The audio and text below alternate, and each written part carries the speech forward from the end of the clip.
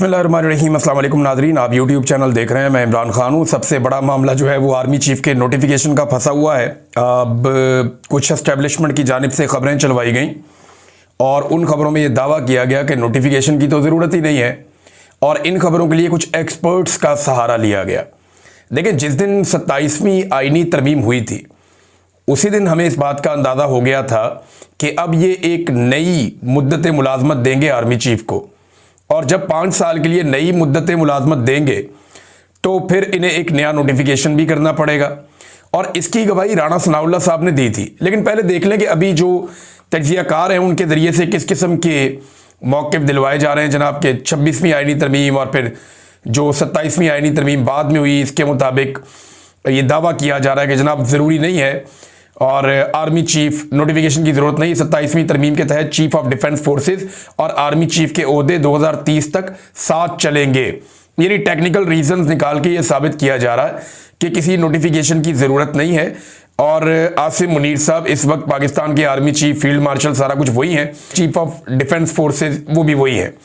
तो अब ये एक बयानिया जारी किया गया। इसका रीज़न आप समझ सकते हैं कि ये बयानिया क्यों जारी किया गया। इसलिए कि नोटिफिकेशन अभी तक हाथ में नहीं आया, लेकिन 2 वफाकी वज़रा इसे कंफर्म कर चुके हैं। एक कंफर्म कर चुके हैं ख्वाजा आसिफ, जिन्होंने ये ट्वीट करते हुए कहा कि नोटिफिकेशन आ जाएगा, शहबाज शरीफ साहब पाकिस्तान आएंगे, अमल शुरू हो गया है, नोटिफिकेशन आ जाएगा, क्यास आराइयों से गुरेज किया जाए। लेकिन ख्वाजा साहब ने यह कंफर्म नहीं किया कि नोटिफिकेशन किसके लिए किया जाएगा या वो कौन शख्स होगा जिसको नोटिफाई किया जाएगा। लेकिन ख्वाजा साहब ने ये कंफर्म कर दिया कि नोटिफिकेशन की ज़रूरत है। तो ये जो लोग कह रहे थे कि नोटिफिकेशन नहीं चाहिए, उसका जवाब तो ये है। फिर राणा सनाउल्लाह साहब का एक स्टेटमेंट है और ये हमें यहां पे याद रखना चाहिए। राणा सनाउल्लाह साहब ने 13 नवंबर को, जब ये 27वीं आइनी तरमीम हुई, तो उन्होंने नदीम मलिक साहब के प्रोग्राम में कहा था कि चीफ ऑफ डिफेंस फोर्सेस का ओहदा नया है और 5 साल के लिए है, इसलिए इसका नोटिफिकेशन फ्रेश और 1-2 दिन में हो जाएगा। लेकिन ये नोटिफिकेशन आज के दिन तक नहीं हुआ। ये तो राणा सनाउल्लाह साहब ने कहा था और किसी ने नहीं कहा। और राणा सनाउल्लाह साहब साबिक लॉ मिनिस्टर हैं और वो जितना कुछ जानते हैं, यानी इन मामलात में वज़ीर दाखिला भी रहे हैं, वो पंजाब में लॉ मिनिस्टर भी रहे हैं वो, और वो कानून के तालिब इल्म हैं, कानून को अच्छी तरह जानते भी हैं और लेजिस्लेचर भी हैं और किचन कैबिनेट का हिस्सा है शरीफ खानदान की।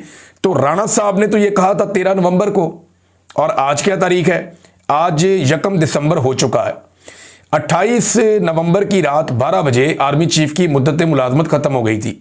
अगर तो नया नोटिफिकेशन चाहिए तो अब 3 दिन हो गए हैं, कोई आर्मी चीफ नहीं है। तीसरा दिन शुरू है, कोई आर्मी चीफ नहीं है, ना 29 को, ना 30 को और ना आज 1 को। अब ये नोटिफिकेशन रुका क्यों हुआ, ये है बड़ा सवाल। देखिए, पाकिस्तान का जो सबसे इंपॉर्टेंट इवेंट होता है ना, वो आर्मी चीफ की तैनाती, तकर्री या एक्सटेंशन होता है। बाकी सारे काम पाकिस्तान में सानवी नौयत के हैं। पाकिस्तान का जो सबसे अहम इवेंट होता है या सबसे अहम कोई नोटिफिकेशन होता है वो आर्मी चीफ की तकर्री होता है, जिसमें पाकिस्तान के स्याह और सफ़ेद का मालिक एक बावर्दी शख्स को बना दिया जाता है 3 साल के लिए, और अब ये काम शायद 5 साल के लिए होगा। ये सबसे इंपॉर्टेंट दिन होता है, बाकी सारे दिन फारग होते हैं। यानी इंडिया के साथ झड़प हो गई, जंग हो गई, छोटी बात है। 9 मई हो गया पाकिस्तान में, छोटी बात है। किसी वज़ीर आज़म को साबिक को जेल में डाल दिया, छोटी बात है। किसी साबिक वज़ीर आज़म को फांसी दे दी, छोटी बात है। पाकिस्तान में जो बड़ी बात होती है, जो इंपॉर्टेंट दिन होता है, वो आर्मी चीफ की तकर्री का दिन होता है या आर्मी चीफ की एक्सटेंशन का दिन होता है। ये बहुत इंपॉर्टेंट होता है। इतने इंपॉर्टेंट दिन को शहबाज शरीफ अवॉइड करके बहरीन से बरतानिया क्यों चले गए और वहां जाकर अपने क़याम को बढ़ा क्यों दिया? कुछ लोग दावा कर रहे हैं कि शायद ख्वाजा आसिफ भी पाकिस्तान में नहीं है, वज़ीर दिफा। लेकिन शहबाज शरीफ साहब बैरून मुल्क क्यों चले गए? बहरीन से बरतानिया जाने का क्या तुक बनता है? अगर आप नक्शा देखें ना, तो पाकिस्तान से बहरीन आता है और उसके बाद तकरीबन 7 घंटे बाद, एक लंबी फ्लाइट के बाद 7-8 घंटे की, फिर बरतानिया आता है। यानी रास्ते में तो है नहीं। हाँ, ये समझ आती है कि शहबाज शरीफ अमेरिका गए और वापसी में बरतानिया रुक गए, ये तो बात समझ आती है। लेकिन शहबाज शरीफ बहरीन गए थे, जहां से पाकिस्तान चंद घंटे की मुसाफत पे, 2-2.5 घंटे। लेकिन शहबाज शरीफ साहब बहरीन से बरतानिया चले गए और यह भी नहीं बताया कि वो बीमार है। फिर एक ट्वीट भी कर रहे हैं अपनी भतीजी की तारीफ में और भतीजी आगे से जवाब भी दे रही है, मरियम नवाज। तो इससे वो ये भी बता रहे हैं कि वो एक्टिव हैं, चीज़ों को देख रहे हैं, सोए हुए नहीं हैं। और कोई कमर दर्द, टांग दर्द, सर दर्द, पेट दर्द, कोई ऐसा बहाना भी नहीं है।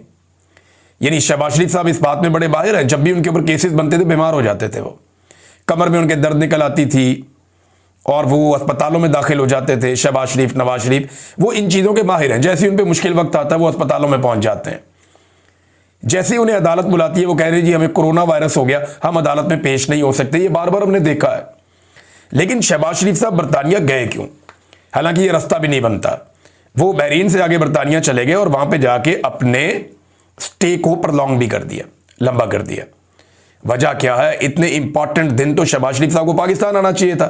फिर आप गौर करें, जब 27वीं आईनी तरमीम हो रही थी तो शहबाज शरीफ साहब ने यानी यहां काबीना का इजलास बुला के मंजूरी दे दी। खुद शहबाज शरीफ साहब गालिबन आजरबाईजान के दौरे पे थे। आजरबाईजान से शहबाज शरीफ साहब ने कैबिनेट का इजलास बुलाया और यहां पे काबीना ने तरमीम की मंजूरी दे दी। इतना इंपॉर्टेंट काम। और ये एक छोटा सा नोटिफिकेशन है, शहबाज शरीफ साहब टेलीफोन पे अहकाम जारी कर सकते हैं।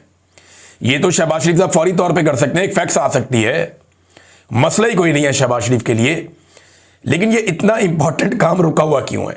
आपको ना डॉट कनेक्ट करने पड़ेंगे। यानी मैं आपको सच बताऊं तो पाकिस्तान के किसी सहाफी के पास कोई सॉलिड न्यूज नहीं है। सारे लोग टामक टोइयां कर रहे हैं, कोई ये कहानी सुनाता है, कोई ये कहानी सुनाता है। एक बंदरबांट तो ओहदों की लगी हुई है ना। इस वक्त मिलिट्री एस्टेब्लिशमेंट के अंदर या फौजी क्यादत के अंदर एक रस्साकशी ओहदों की चल रही है, क्योंकि कुछ ओहदे जो हैं वो खाली हैं।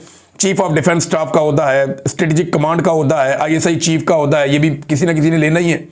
फिर वाइस चीफ का ओहदा है, ये भी किसी ना किसी ने लेना ही है। तो ओहदों के लिए खींचातानी तो चल रही है। ये पहले आपको नजर नहीं आती थी, लेकिन जनरल बाजवा के दौर से ऐसी बरकत पड़ी है कि ये सारी चीजें अब आपको नजर भी आती हैं और बाहर भी आती हैं। और ये सारा कुछ कभी ख्वाजा आसिफ ने बताया, कभी जो है वो इरफान सिद्दीकी साहब मरहूम उन्होंने बताया, कभी जनाब किसी और सियासतदान ने बताया, कभी यानी हर कोई बताता रहा अपने अपने तौर पे कि जनाब ये किस तरह से बंदर बांट कर रहे थे और कैसे खींचातानी ओहदों के लिए हो रही थी। ये सिलसिला जनरल बाजवा ने शुरू किया। आसिम मुनीर साहब के दौर में भी अभी ये तसलसल चल रहा है कि ओहदों के लिए फौज के अंदर बहुत ज्यादा तकोदो होती है, बड़ी खींचातानी होती है। ऐसा नहीं है कि ये बिल्कुल एक डिसिप्लिन के साथ चलते हैं। ये अब वो वाला पोल खुल चुका है। अब मामला आ जाए जनाब वापस, डॉट आपको कनेक्ट करने पड़ेंगे। किसी के पास कोई खबर नहीं है कि एक्चुअली हुआ क्या है। हमारे पास सबके पास क्लूज हैं और उसकी बुनियाद के ऊपर हम अपनी राय कायम कर रहे हैं। अब अलग अलग सोर्सेज से अलग अलग चीजें आई, मैं आपके सामने रख देता हूं। नंबर एक, 3 किस्म की बातें हो रही। नंबर एक, नवाज शरीफ साहब के कुछ मुतालबात हैं और वो वाले मुतालबात जो उनके साथी बताते हैं, जैसे कि अफसार आलम कि नवाज शरीफ साहब कहते हैं जी ये तो सबको टांगो, ये ज्यादती है, ये चीजें क्यों नहीं हो रही। एस्टेब्लिशमेंट कहते हैं तुम करप्ट हो, नवाज शरीफ कहता है तुम करप्ट हो, सियासतदान करप्ट है, वो कहते हैं एस्टेब्लिशमेंट करप्ट है। एक दूसरे पे इल्जामात लगा रहे हैं और एक दूसरे पे इल्जामात लगा के एक खराबी पैदा हो रही है, जिसकी वजह से ये नोटिफिकेशन डिले में जा रहा है। कॉमन सेंस इसको नहीं मानती। लेकिन जब फौज लेकर आई थी ना नवाज शरीफ को और जरदारी को, तो उन्हें तब